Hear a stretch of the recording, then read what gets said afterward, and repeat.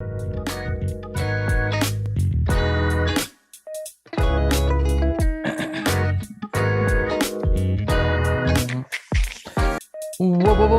going on, everybody? It is Monday, November 8th. H&J Talk Sports is back. We got some stuff to talk about today. They got Steelers got Monday Night Football this week. They got Detroit next week, West Virginia.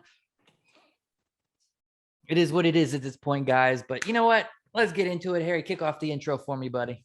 All right, here we go. The Steelers will never be last in the league in running again. It's a good time to get hot. Holy crap, guys. That's pretty cool. And a Rabu. Najee Harris, running back, first round. I think the Steelers will target him.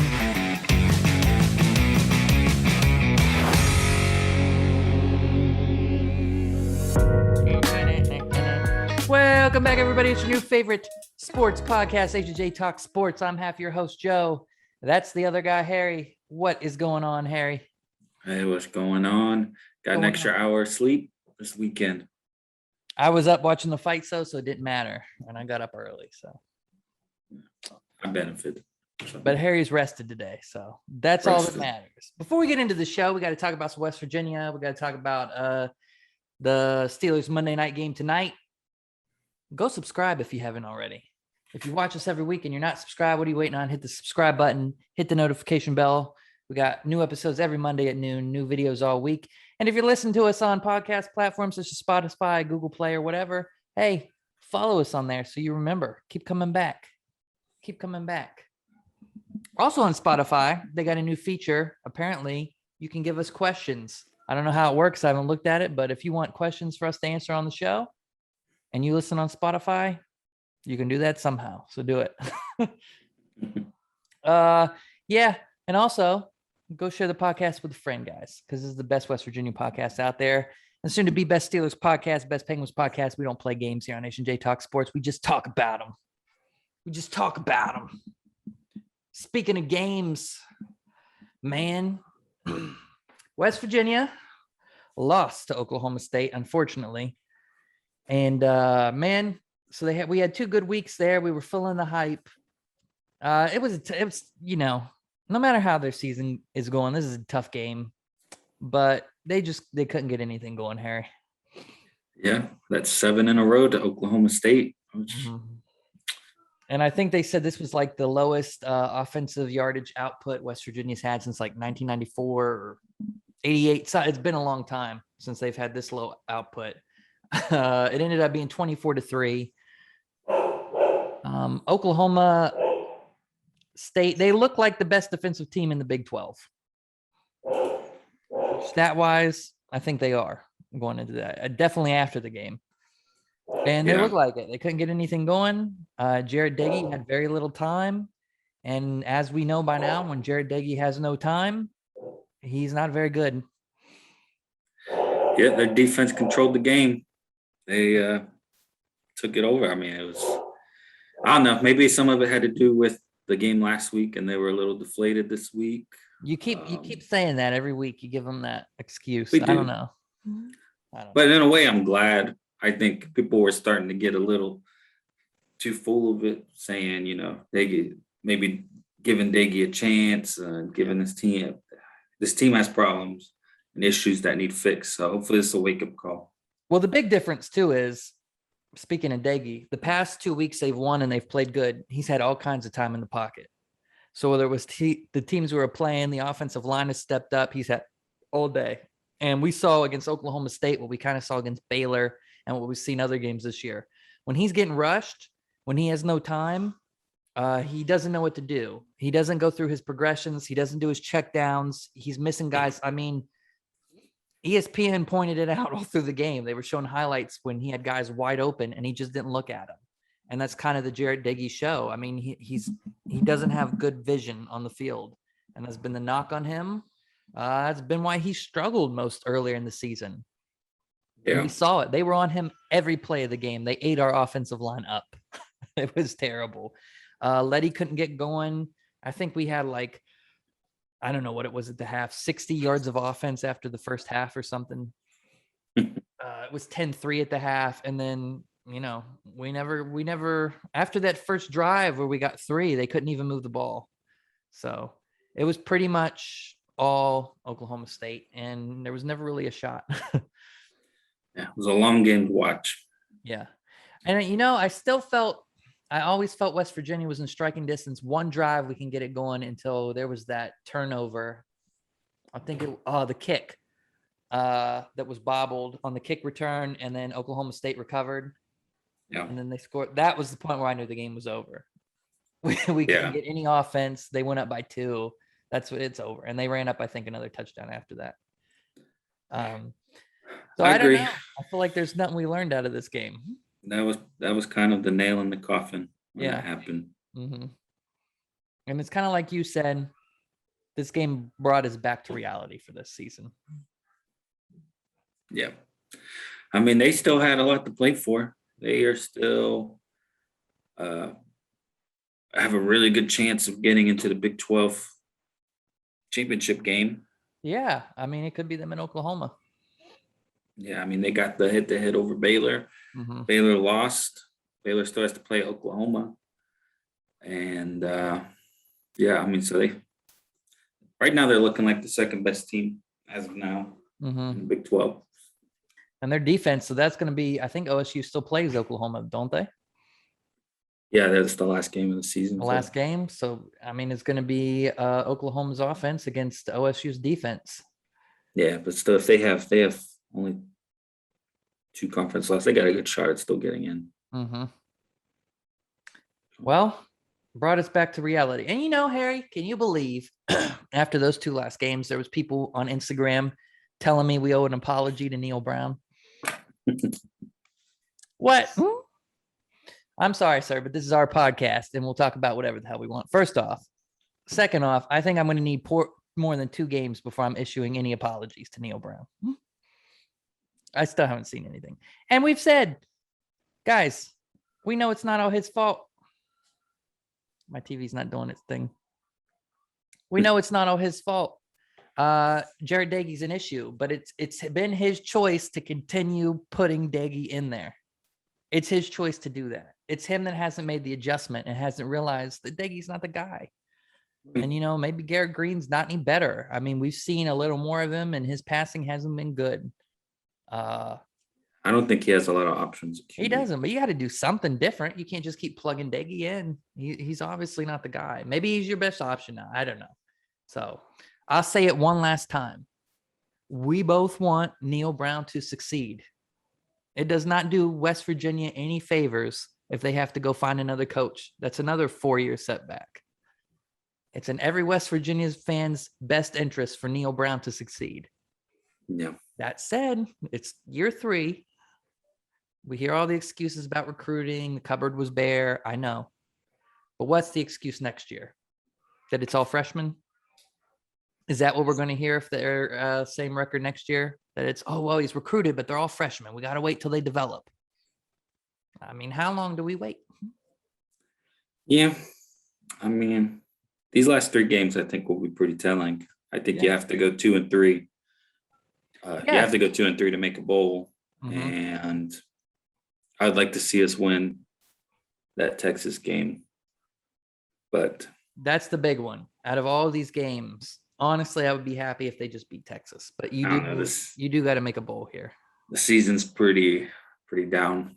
Mm-hmm. So there's not a lot of momentum. Could be a tough week this week with Kansas State. So speaking of bowl, let's talk about that real quick.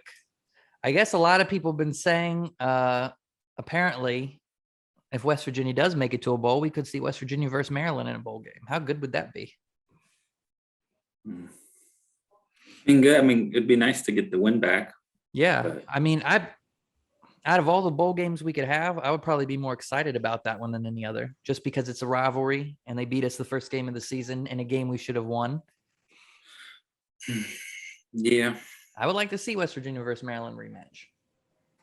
I still think, I don't know, still have an uphill climb to get to a bowl. We still have to win 2 of these games. Yep. And Kansas State won't be easy, and Texas won't be easy. So. And that's who we got next, Kansas State. How are we feeling about Kansas State? What do you do against Kansas State? I don't like our chances. I say that every week, but Yeah. I think they're a similar team to us. Yeah, I would say that. They play some people tough. They Mhm. lost to Iowa State. They They beat played Texas Oklahoma Tech. State much better than we did. They beat TCU. Mm-hmm. Yeah, they played Oklahoma State closer. They're very similar, and we're on the road. Mm-hmm. Yeah, Yep, they're it's a 3-3 in winnable the game, conference, but 6-3. yeah, it's a winnable game, but I don't know. That's a game. Okay, after the loss to Oklahoma State, you'd like to see West Virginia come back and have a big win here against Kansas State. And that It'd be would nice. be, if you, like you said, if you want to make a bowl, boy, it would be nice to get that win and feel a little less pressure going into the last two games against Texas and Kansas. Yeah. So I'm going to foolishly predict a win again. They could win. I think it's a toss-up. This is a close game. It's really just which West Virginia are we going to get? You said they're similar teams, similar rankings, similar schedules. It could go either way. It should be competitive, I would hope. Hopefully. So I think West Virginia edges them out. Maybe by a touchdown. Maybe like 27-23, something like that. I don't know. 28. What do you think? Obviously, nice. you predicting loss. Yeah. Your streak has failed, so I think you're free to do whatever you want now. Yeah, there's not a lot left to play for. I think the only thing left is if we can make a bowl. I think you're looking at 6-6 or 5-7 to finish the season. Well, speaking of that, one interesting thing towards the end of that game, we saw Neil Brown put in Garrett Green a lot more and open up the playbook for him a little bit and put in some younger guys. Do we start seeing that now? Probably. I think you'll see it a lot sooner in games. Mm-hmm. I think, the offense wasn't doing anything, so you have nothing to lose. Yeah. You're either going to lose worse or lose because. Exactly. That's when you should see Garrett Green, I think, not when Jarrett Daigie's on a heater, but in a game like that, it became very useful. Got to mix it up. Hopefully we see him more in Kansas State. Texas, the biggest game for me. Boy, would I love to beat Texas this year with them leaving and everything announcement, but we'll see. Let us know what you guys think in the comments. How you feeling? What do you think against Kansas State? It's going to be a close game, I think. You think we pull it off? What do you want to see? Let us know that. You could drop your score prediction, but I want you to comment what you guys want to see in this game. You want to see more Garrett Green? Do you want to see, just a strict, tight game, no mistakes? What are you looking forward to? I don't know. Just to win. Harry doesn't know, so you let us know. I would just like to see. Ideal. I would just like to see a win here. Yeah. To me, this game doesn't really matter that much to me, win or lose. I'd rather see us beat Texas. If we win this game, great. Yeah. I think you have a really good chance of getting into a bowl. Mm-hmm. But I think we will beat Kansas. Yeah. I think we'll finish 6-6. If you lose this game, then I think it's more likely than not that we won't get to a bowl. Mm-hmm. So really, most likely the chance of us getting to a bowl depends on this game. So it's a very important game. It is, but for me, I told you, I don't. Yeah.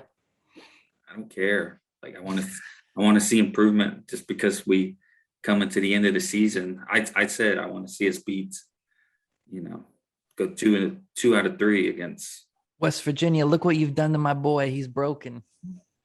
He's a shell of himself. He doesn't care anymore. He's ready to Texas lay over. Tech game. The Oklahoma game really killed it, and the Texas Tech game finished it off for me this season. Man, 2 games, that Oklahoma game, and then even Maryland, we were up, and they just came at the end.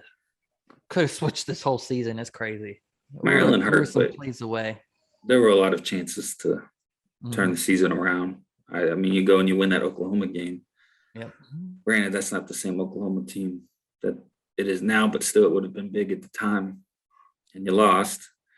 And then you go and you throw away a Texas Tech game, which completely killed the season. Mm-hmm. So That was a turning point in the season, I think, right there. That Texas yeah. Tech loss. That kind of set the momentum in the wrong direction. Tore the record up. Anyways, let us know in the comments, guys, what you think. Moving on, though. Perhaps the switch of two fortunes. We got one team who's kind of like this. We got one team that's been creeping up, the Steelers. They've been having a good couple weeks here. Monday Night Football against the Chicago Bears, coming off that big Browns win. I like this game. We talked about it 2 weeks ago. The Browns was the most pivotal game of the season. You had to win that game. You inched up in the AFC North, and now you got Chicago and you got Detroit. Yeah, And good chance. Get 2 wins. you got to get these wins here, I feel like.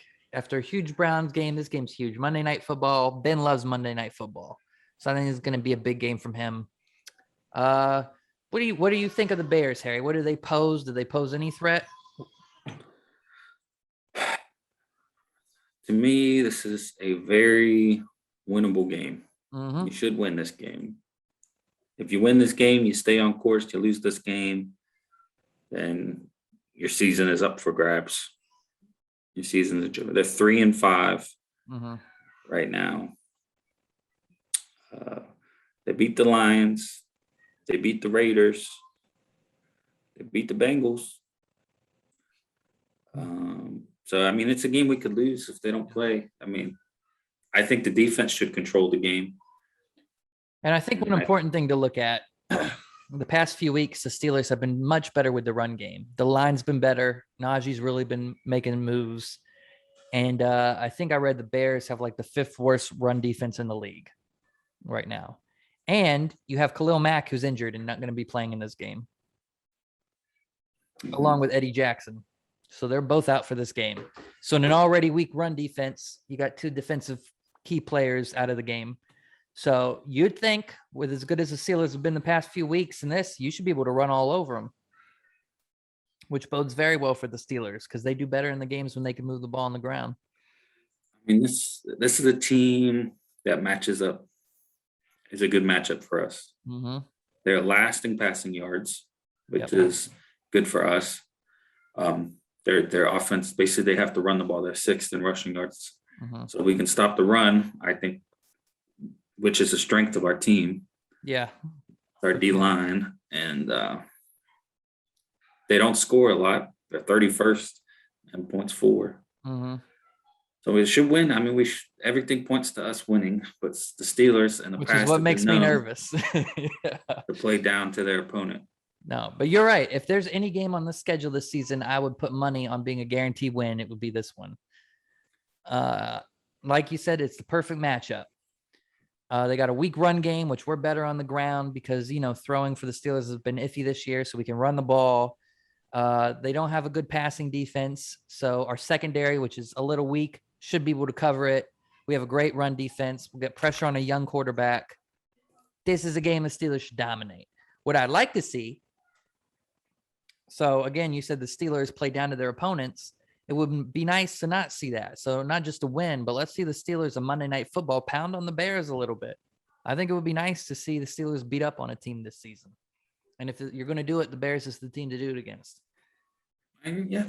I mean, we went 15-10 against the Browns, 23-20 Seahawks, 27-19. The Broncos game was a little bit of a gap.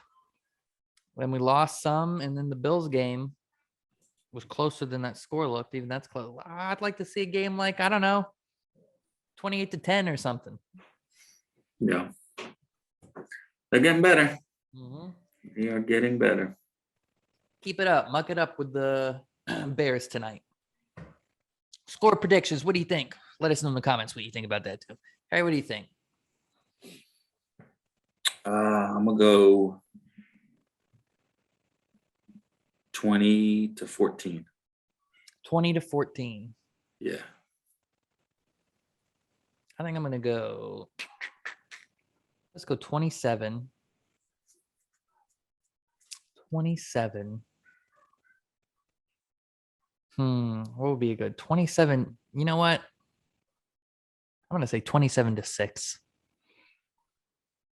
I think our defense is going to give them all kinds of trouble.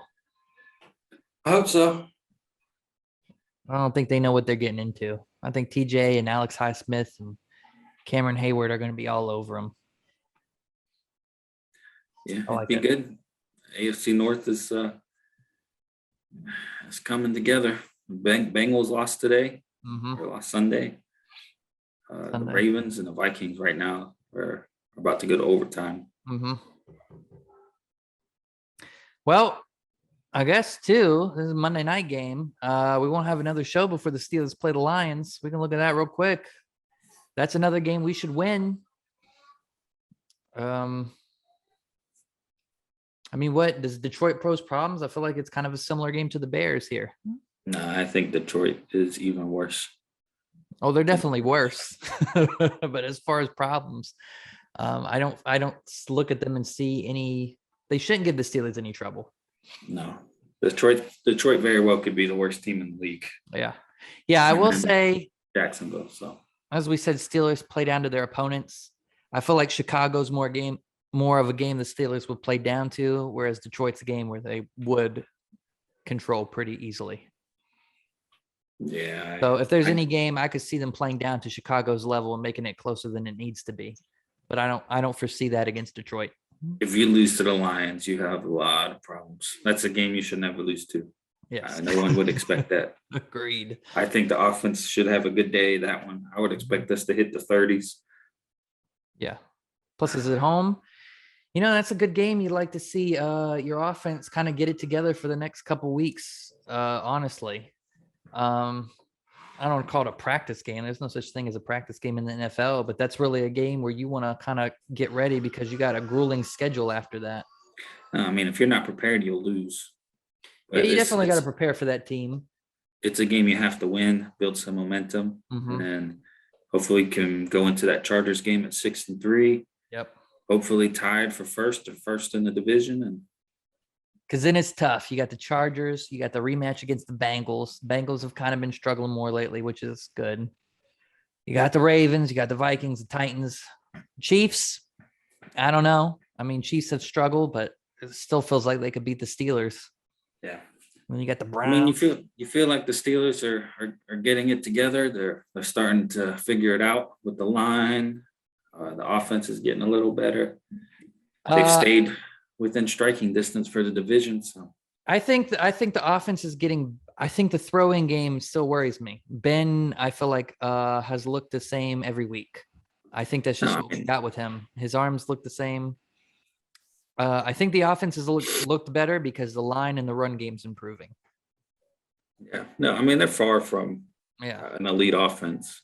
I would say great offense, but I do think they look better than they did in the beginning. They do. The line's way better. The line has improved every week, and it's night and day to week 1 and 2 of the season. So that's a plus, and it's allowed seen way more holes for Najee in the past few games.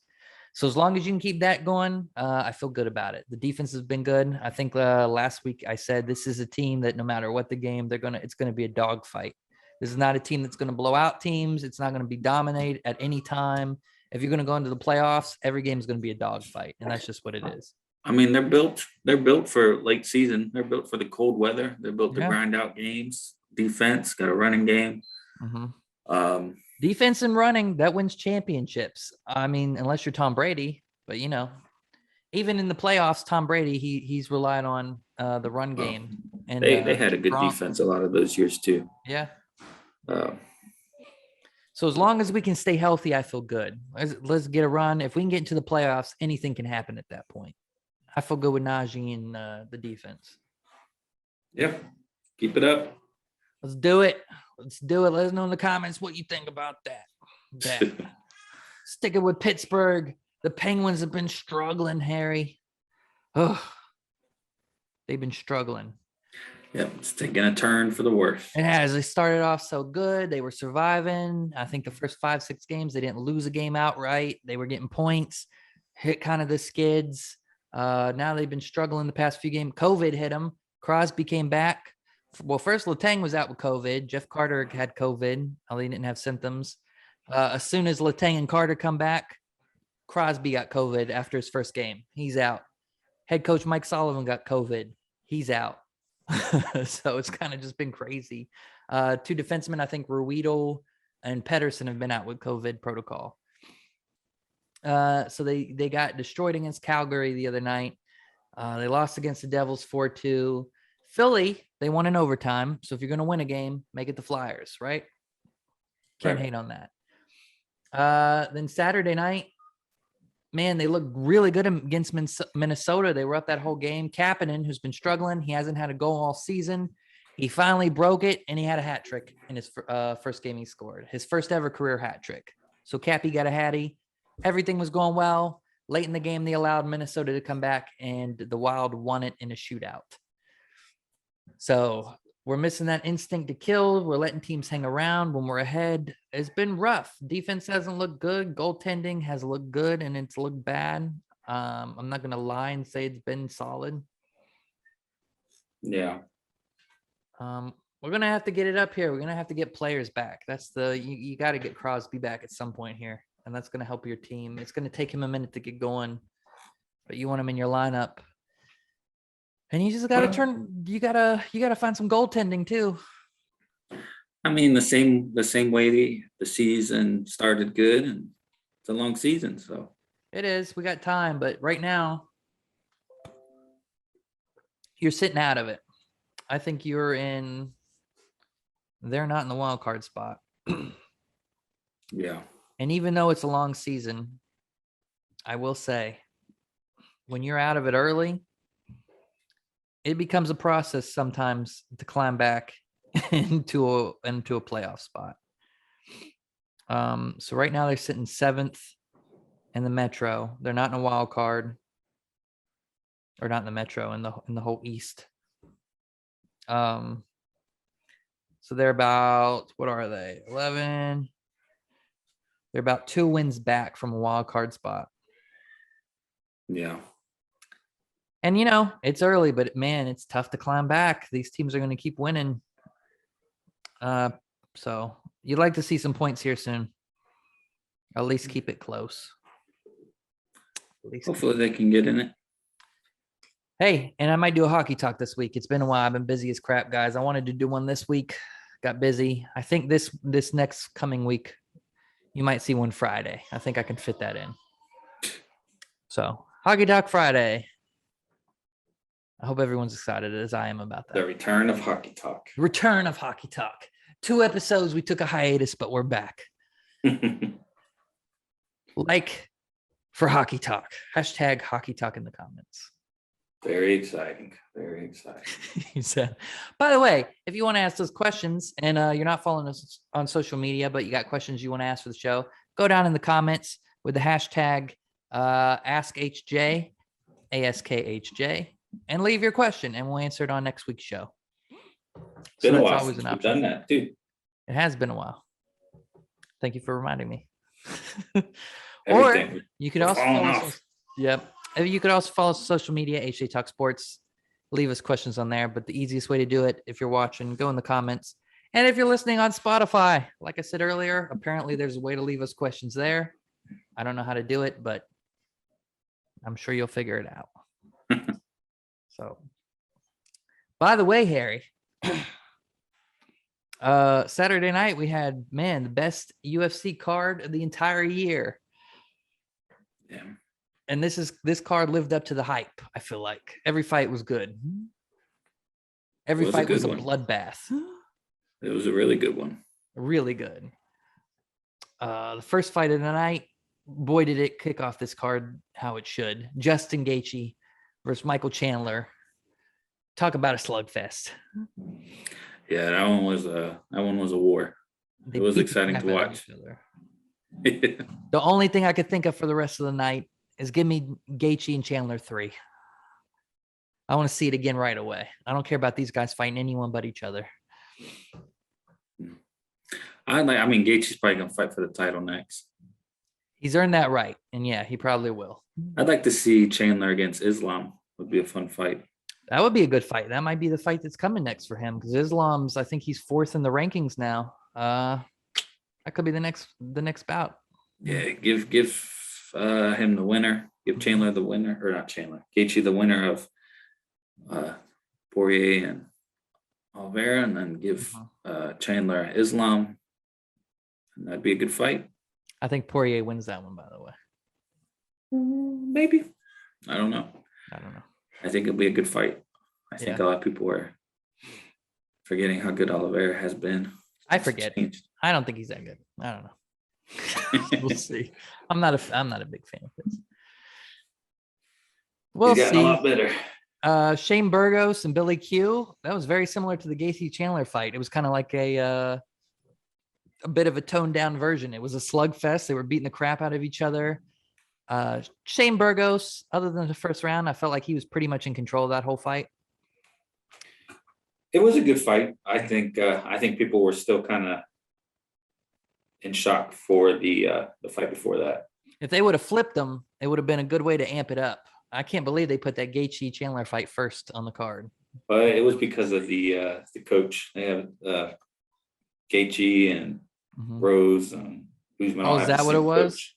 Yeah, so they wanted to give them time. They didn't want to do back to back. Yeah, okay. That makes sense. That's why they moved it up. I gotcha. But yeah, Shane Burgos, Billy Q, similar fight. They beat the crap out of each other. Burgos came with the win. Vera Edgar was kind of interesting. I like that fight. That was a good fight. That was a good fight. And it was similar vein to all these fights. It was a slugfest too. I actually felt like Frankie Edgar was in control of most of that fight. But Vera pulled it off with a TKO. Vera's kind of scary. He reminded me of Jared Leto's Joker a little bit. It was a close fight, and he caught him right in the chin, dead on. That was a good catch, man. He knocked him good. But yeah, I thought Edgar until that point was pretty much. I think he would have won if it would have went to decision. I had it 1-1 going into that last round. I don't know. I thought he may have had it. It was close. The second round was close. Mm-hmm. But I think Vera had. To me, he had won the rounds, so it was coming down to that last one. He was just stalking him, yeah, waiting, and then boom, got him. He ate some shots too. He walked through some punches. Yeah, it was long. He was much longer, mm-hmm. bigger than Edgar. He was. He felt very lanky, which posed a problem, but he was eating some punches. Yeah, it was a good win for him. Thug Rose and Wei Lee. That was a good fight. I honestly thought Wei Lee won that fight. Although really? Close. It was close. I mean, when Rose won it, I wasn't like, whoa, are you kidding me? Like I could see it, but I think Wei Lee probably won that fight. Rose may have pulled it off with the last round when she had her down and she kept her down the whole match. I think that probably gave her the edge in that fight. Yeah, I had it 3-2 Rose and 2-2 going into that last round. I think the last round did it, her keeping her down. But I thought Wei Lee, for the most part, controlled that fight pretty solidly. I mean, she didn't dominate. Rose looked good. But Wei Lee looks like a more complete fighter to me. I don't know what to think of Rose. She doesn't seem very confident. Like every time she goes up, she's like, maybe I'll win. I think I'm a fighter. Like, I don't know. She's got a very odd personality for a fighter of this level, I feel like. So whenever she walks into the ring, usually I can tell fighters when I see them walking up, I feel like I can pick who's going to win 90% of the time by the look on their face and their demeanor. You can usually tell who's more focused, who wants it. You can kind of see nerves. I never feel like she's going to win on the walk up, but she does it. So. No, she's a really good striker, and she's a lot stronger than you think because she's a little. I think her strength is a lot smaller than these other people. But same like with Vera, she's just long and she controls the distance really well. She is lanky, and that probably gives her a little more momentum for her swings because she doesn't look strong, and her style looks kind of weird to me. But she wins fights, and she won back-to-back champ now. So yeah, I'm kind of glad. I was hoping she would win, but Whaley looked buff too. Whaley was ready for that fight, so no excuses. Yeah, you could tell she had practiced some wrestling. She did. Yeah, the wrestling was to take her was really down. good. And But, she was ripped. She was strong. Yeah. Fight of the night. The man, the myth, the legend, the nightmare. Usman versus Big Mouth himself, Colby Covington. Usman won the fight. It was closer than I thought. I was hoping for, and I thought Usman would knock him out again. It looked like it in the beginning. It did. He had a few points where it looked like he was going to take him out. And then as the fight went on, Colby got better, though. Yeah, Colby picked it up in the third and fourth round. Yeah. Even in the fifth round. It was close. Usman won. Second round could have been a 10-8. But it was close. It was 3 rounds to 2 for sure. I was actually surprised the judges scored it so lopsided. 2 of them had it 2-1, and one had it. Yeah. One, I didn't agree with that. I thought it would be split decision almost. Because the last 2 rounds, Colby really, I felt, dominated. And he was picking off Usman pretty good. It's like he figured his pacing out. Yeah. I still think Usman won, but it was closer than that. And then we had the weird thing at the end where Colby's like, I love you, bro. I love you. And then like dropped his persona, I guess. Yeah, everybody knows it's an act. But then in the post-fight interviews, he said he felt he won and he's better. So who knows? I don't know. I guess it's an act. Boy, he's good at acting because he's obnoxious. It's all part of the act. If it's an act, he's good at it. He might be better at acting than Connor at this point. I don't know. Well, it was a good card, though, Harry. Yeah, very good card.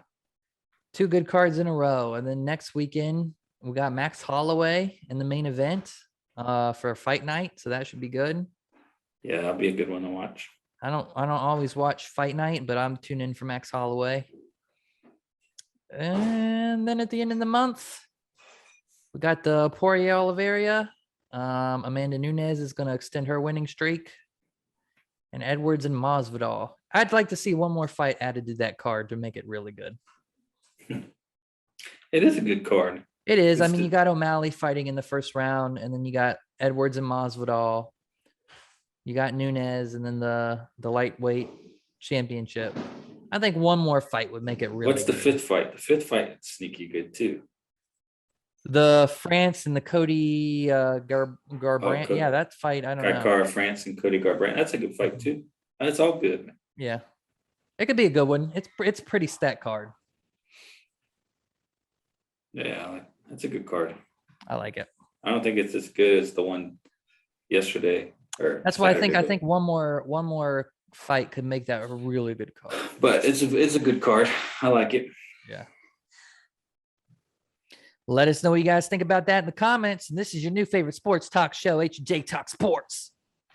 We don't give enough love to our podcast listeners, and we got a lot of them. So if you're listening on Spotify, Google Podcasts, the other ones I can't think of, whatever you're listening on, keep listening. We appreciate you. Follow us on there. Let all your friends know about your new favorite West Virginia Steelers podcast. Hit a like if you want more UFC talk and let us know about that. And we'll see you guys next Monday. See you next Monday. See you next Monday.